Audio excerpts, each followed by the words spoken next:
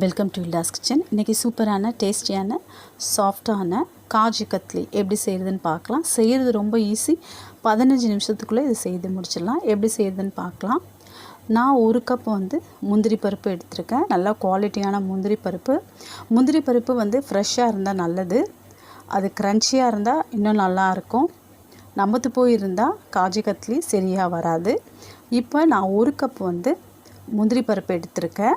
அதுக்கு 1/2 கப் சர்க்கரை கரெக்டாக இருக்கும். நம்மளுக்கு தேவையான முக்கியமான பொருள் 2 தான். முந்திரி பருப்பும் சர்க்கரையும் தான் நமக்கு தேவை. இப்போது முந்திரி பருப்பை நான் மிக்ஸி ஜாரில் சேர்த்து பல்ஸ் மோடில் லைட்டாக அரைச்சிட்டு வந்துடலாம். ரொம்ப அரைச்சிங்கன்னா அதுலேருந்து எண்ணெய் வர ஆரம்பிச்சிடும். நம்ம காஜு கத்லி சரியாக வராது. அதனால் மிக்ஸி ஜாரில் போட்டு பல்ஸ் மோடில் லைட்டாக அரைச்சி எடுத்துகிட்டு வந்துடலாம். இதே மாதிரி பவுடராக இருக்கணும். நீங்கள் ரொம்ப அரைச்சிட்டிங்களா அப்படியே கட்டியாக பேஸ்ட் போல் மிக்ஸி ஜார்லேயே ஒட்டிகிட்டு இருக்கும். அப்போது காஜு கத்லி சரியாக வராது. இந்த மாதிரி பவுடர் போல் அரைச்சி எடுத்துக்கலாம். மறுபடியும் சொல்கிறேன், பல்ஸ் மோடில் லைட்டாக அரைச்சிக்கலாம். இப்போது 1 கப் முந்திரிக்கு நான் 1/2 கப் சர்க்கரை கரெக்டான அளவு. உங்களுக்கு அதிகமாக இனிப்பு தேவைன்னா 3/4 கப் எடுத்துக்கலாம். 1/2 கப் சரியான அளவு. இந்த 1/2 கப் சர்க்கரை முழுகிற அளவுக்கு நம்ம தண்ணி சேர்த்துக்கலாம்.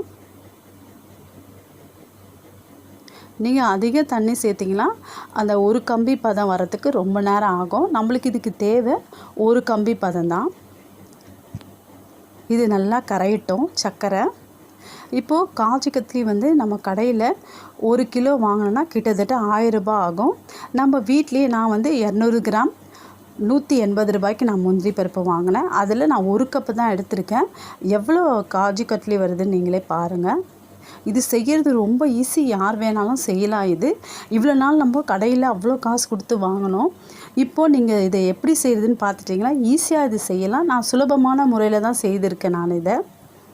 இப்போ நமக்கு தேவை 1 கம்பி பதம் தான். எப்போவுமே புதுசாக செய்யும் போது குறைஞ்ச அளவில் செய்யுங்க. நான் இந்த கப்பு எடுத்திருக்கேன். நீங்கள் வீட்டில் எந்த டம்ளர் கூட எடுத்துக்கலாம். அதிலே நீங்கள் முந்திரி பருப்பும் சர்க்கரையும் அளந்து எடுத்துக்குங்க.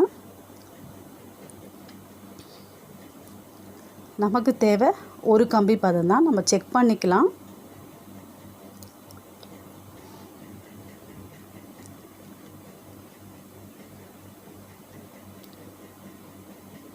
ஒரு கம்பி வரணும் பாருங்கள். இதுதான் 1 கம்பி பதம். நான் தெரியாதவங்களுக்கு சொல்கிறேன். தெரிஞ்சவங்க இதை ஸ்கிப் பண்ணிடலாம். பாருங்கள், இதுதான் 1 கம்பி பதம்.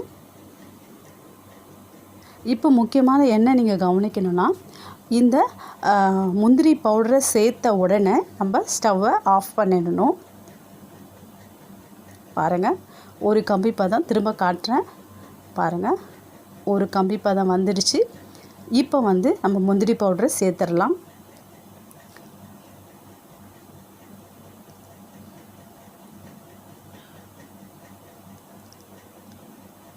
முந்திரி பவுடர் சேர்த்த உடனே நம்ம ஸ்டவ் ஆஃப் பண்ணிடலாம். நல்லா மிக்ஸ் பண்ணிக்கலாம்.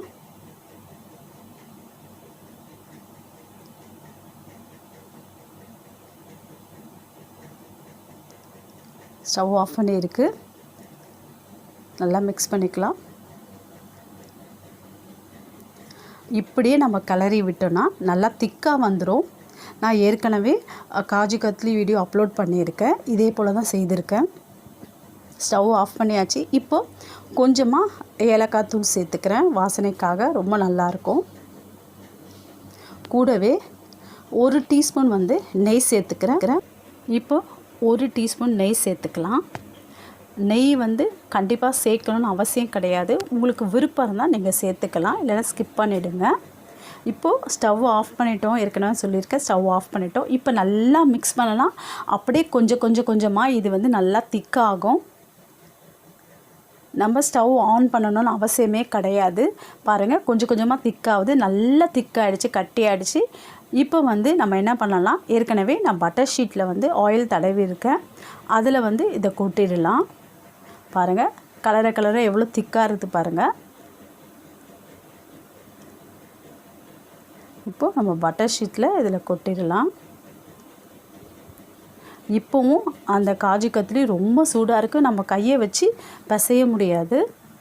இப்போது நம்ம பட்டர் ஷீட்லேயே அப்படியே மடித்து விடலாம், அப்படியே பிசையலாம். பாருங்கள், இப்படி பிசைஞ்சு மடித்து அப்படியே விடலாம். சூடு ஆறிட்ட பிறகு நம்ம கையிலே பிசைஞ்சிக்கலாம்.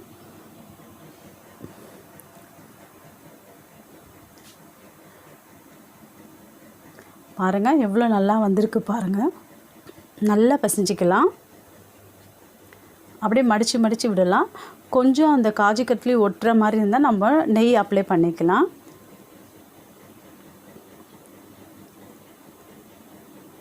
பாருங்கள், இப்படி ஒரு 3லேருந்து 5 நிமிஷம் பிசைஞ்சு விடலாம்.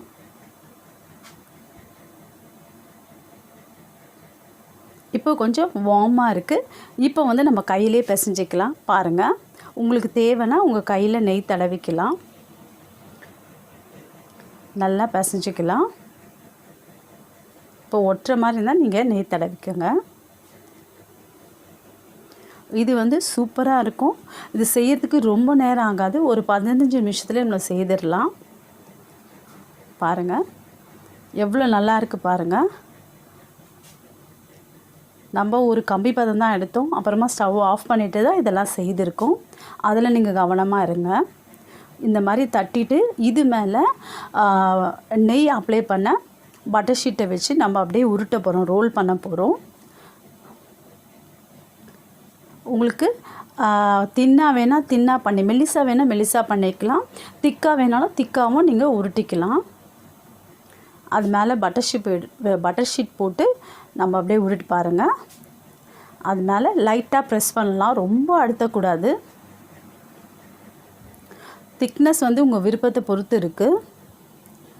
நம்ம கடையில் எப்படி கிடைக்கிறோமோ அதே போல் செய்யலாம். லைட்டாக ப்ரெஸ் பண்ணலாம், ரொம்ப அழுத்தி பண்ணக்கூடாது, ப்ரெஸ் பண்ணக்கூடாது.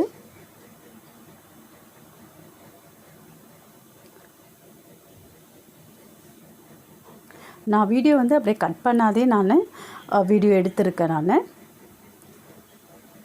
நல்லா ப்ரெஸ் பண்ணிட்ட பிறகு உங்கள்கிட்ட சில்வர் லீஃப் இருந்தால், சில்வர் பேப்பர் இருந்தால் அது மேலே ஒட்டிடலாம். அப்போ தான் கடைகளில் இருக்கிற மாதிரி இருக்கும். உங்கள்கிட்ட இல்லைனாலும் பரவாயில்ல. பாருங்கள், லைட்டாக ப்ரெஸ் பண்ணிக்கலாம். எப்படி ஒட்டாமல் நல்லாயிருக்கு. இப்போ வந்து அந்த காஜு கத்லி வந்து வார்மாக இருக்குது. கொஞ்சம் ஆறின பிறகு அது மேலே வந்து நம்ம அந்த சில்வர் லீஃப் வந்து அப்படியே ஒட்டிடலாம். பாருங்கள், இதெல்லாம் உங்கள் விருப்பம்தான்.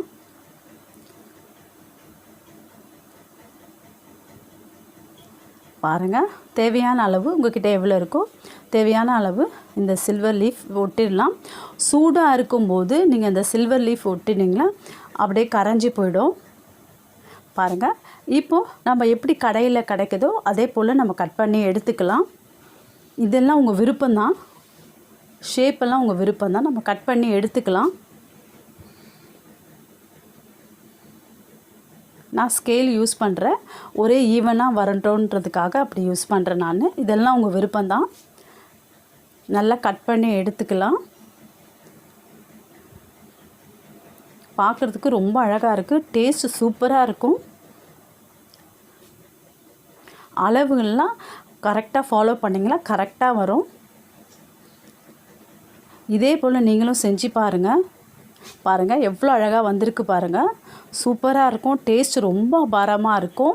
இது 15 நிமிஷத்துக்குள்ளே நம்ம செய்து முடிச்சிடலாம். பாருங்கள் எவ்வளோ நல்லாயிருக்கு பாருங்கள். இது நீங்கள் வீட்டில் செஞ்சீங்கன்னு சொன்னால் யாருமே நம்ப மாட்டாங்க, டேஸ்ட் ரொம்ப சூப்பராக இருக்கும்.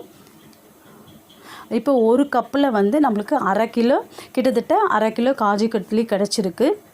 ஈஸியாக சிம்பிளாக எப்படி நம்ம வீட்டிலே சுலபமாக எப்படி செய்யலாம்னு நான் சொல்லி கொடுத்துருக்கேன். நீங்களும் இதை ஃபாலோ பண்ணால் ஈஸியாக செய்யலாம். உங்களுக்கு இந்த வீடியோ பிடிச்சிருந்தால் லைக் பண்ணுங்கள், ஷேர் பண்ணுங்கள், சப்ஸ்கிரைப் பண்ணுங்கள். நீங்களும் இதை ட்ரை பண்ணி பாருங்கள். செய்கிறது ரொம்ப ஈஸி, 15 நிமிஷம் கூட ஆகாது. நம்மளுக்கு தேவை 2 பொருட்கள் தான். முந்திரியும் சர்க்கரையும் இருந்தால் போதும். நெய் வந்து உங்கள் விருப்பம், அது சேர்க்குறது. எவ்வளோ நல்லா இருக்குது பாருங்கள். நீங்களும் இதை ட்ரை பண்ணி பாருங்கள். தேங்க்யூ. அடுத்தது பாதாம் கத்லி. ரெண்டுமே ஒரே மாதிரி மெத்தட் தான், ஒரே மாதிரி தான் நம்ம செய்யணும். இல்டாஸ் கிச்சன். இன்றைக்கி பாதாம் கத்லி தான் செய்ய போகிறோம்.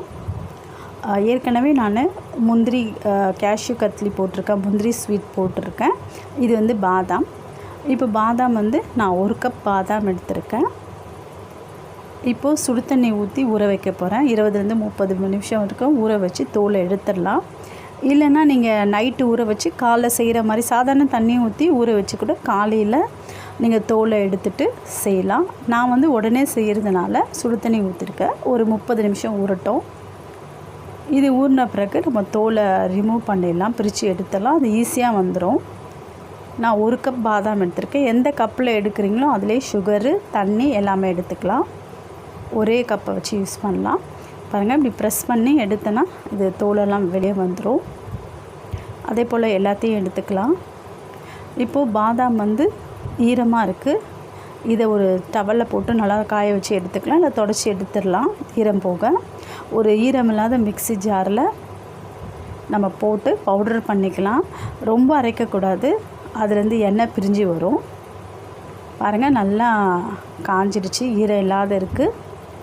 இப்போது மிக்ஸி ஜாரில் அரைச்சி எடுத்துக்கலாம்.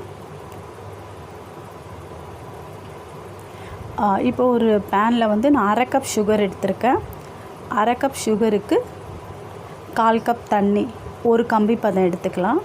1/2 கப் சுகர், 1/4 கப் வந்து தண்ணி. இந்த மெஷர்மெண்ட்டெல்லாம் அளவுலாம் நான் கொடுத்துருந்தேன், அது முன்னாடியே வந்துடுச்சு. ஒரு கம்பி பதம் வரணும், பார்த்துக்கோங்க. ஒரு கம்பி பதம் வந்த பிறகு நம்ம இதில் வந்து அரைச்சி வச்சுருக்கிற அந்த பாதாம் பவுடரை சேர்த்துக்கலாம். சிம்மில் வச்சுருங்க, கட்டிகள் இல்லாமல் கலந்துடலாம். இது ஒரு 10 நிமிஷத்துக்குள்ள நம்ம செய்திடலாம்.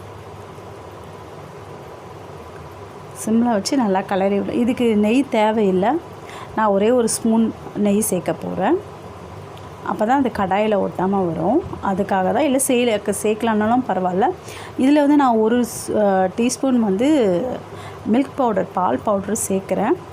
அது கூட உங்கள் விருப்பம் தான், சேர்க்கணுன்னு கிடையாது. நான் ஒரு டேஸ்ட்டுக்காக சேர்க்குறேன். ஒரு டீஸ்பூன் வந்து பால் பவுடர் சேர்க்குறேன். அது உங்கள் இஷ்டம், உங்கள் விருப்பம் இருந்தால் நீங்கள் சேர்க்கலாம். அவ்வளோதான், ஒரு டீஸ்பூன் தான், சின்ன டீஸ்பூன் தான் சேர்க்குறேன். நல்லா மிக்ஸ் பண்ணிக்கலாம். இது 10 நிமிஷம் கூட ஆகாது, உடனே செய்திடலாம். கெஸ்ட் யாராவது வந்தாலும் நீங்கள் செய்து கொடுக்கலாம். நான் ஒரு சின்ன கப்பில் தான் செய்தேன். நீங்கள் வந்து இதே வேணும்னா இதே அளவுகளை டபுளாக வைக்கலாம். எந்த கப்பில் அளக்கிறோமோ அதிலே எடுத்துக்கலாம் எல்லா மெஷர்மெண்ட்டும். ஒரே ஒரு டீஸ்பூன் வந்து நான் நெய் சேர்க்குறேன். இப்போ வந்து இதுக்கு அப்படியே திரண்டு வரும், கடாயில் ஒட்டாமல். இது சாஃப்டாகிடும் நெய் ஊற்றின பிறகு. பாருங்கள்,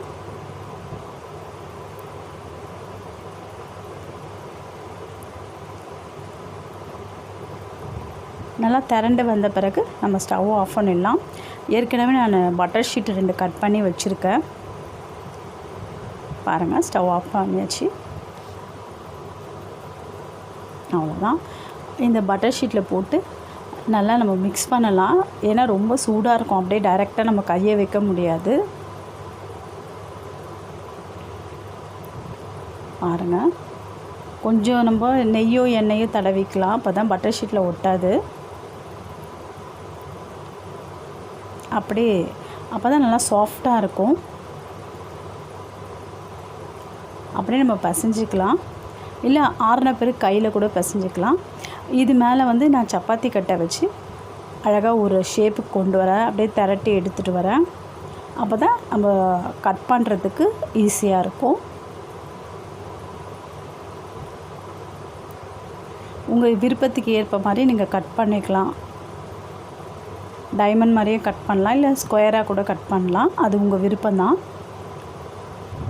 நான் கடையில் விற்கிற மாதிரியே நான் கட் பண்ண போகிறேன். அந்த ஓரத்தெல்லாம் நீங்கள் கட் பண்ணி எடுத்துக்கலாம். நான் இது மேலே வந்து சில்வர் பேப்பர் வைக்கிறேன், சில்வர் லீஃப் வைக்கிறேன். அது கடையில் இருக்கிற மாதிரி இருக்கும், அதுக்காக தான், ஒரு அழகுக்காக தான். இது இருந்தால் நீங்கள் சேர்த்துக்கலாம், இல்லைனாலும் ஒன்றும் இல்லை.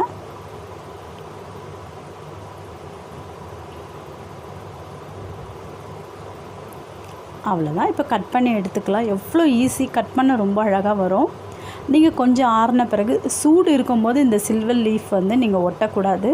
அப்படியே மெல்ட் ஆகிடும். நீங்கள் உங்கள் விருப்பத்துக்கேற்ப நீங்கள் கட் பண்ணிக்கலாம். ரொம்ப சாஃப்டாக இருக்குது.